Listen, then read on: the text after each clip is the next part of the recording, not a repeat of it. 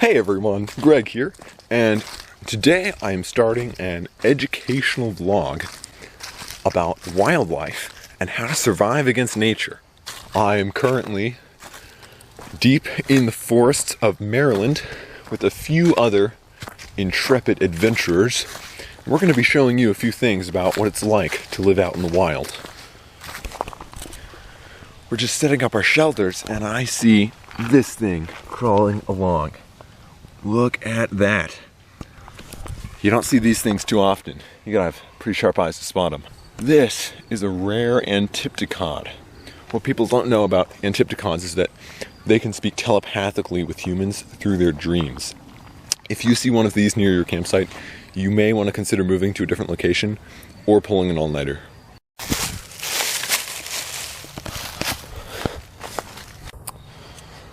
I've come out here to look for firewood.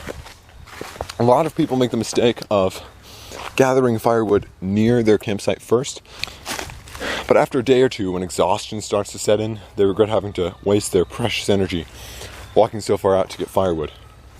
Bad news, guys. It looks like we're lost. Don't worry though, I've trained for situations like this. You want to try to find as many berries and mushrooms to eat as possible. Also, look for a place where you can hide, so that...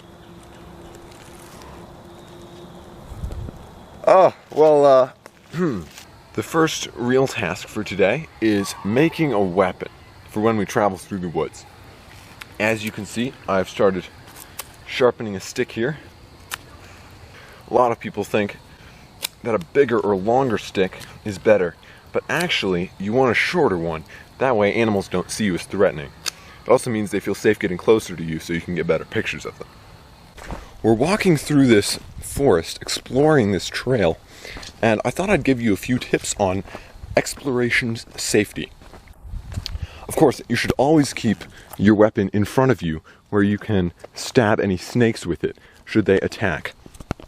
Every 10 steps or so, you should stop, take a good look at your surroundings, and this is to help you make sure that there's no animals following you, and it also helps you stop walking to bear caves. So we've come to a spot where we have to pass through these large rocks here. This would be the perfect place for hostile creatures to set up an ambush. So just make sure to keep moving, stay quiet, and bend down. That way they might not recognize you and they won't attack. Oh, ladies and gentlemen, after a lot of dangerous exploration, we have found a waterfall. Look at that. Oh, it looks amazing. This is truly beautiful. Just making my way up the rocks.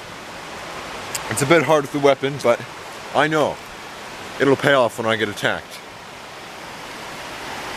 Look right here. Right in there, there's a pack of spiders. They wait for unsuspecting travelers to crawl into their caves to seek shelter before they pounce. Then they crawl into his mouth and tear apart. We have made our way to the top. When you're traveling through the forest, you want to make sure you find very strategic places to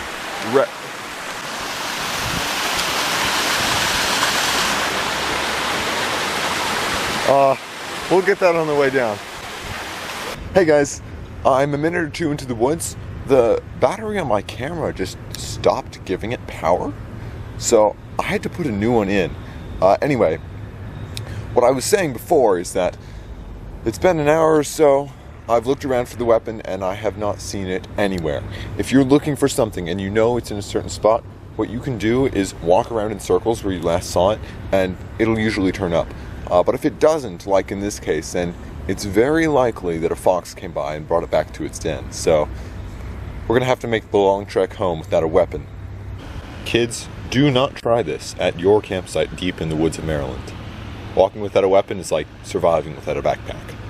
Anyway guys, I'm going to have to end this episode here for today. Make sure to stay tuned for the next episode where we will embark on the perilous quest to return to safety.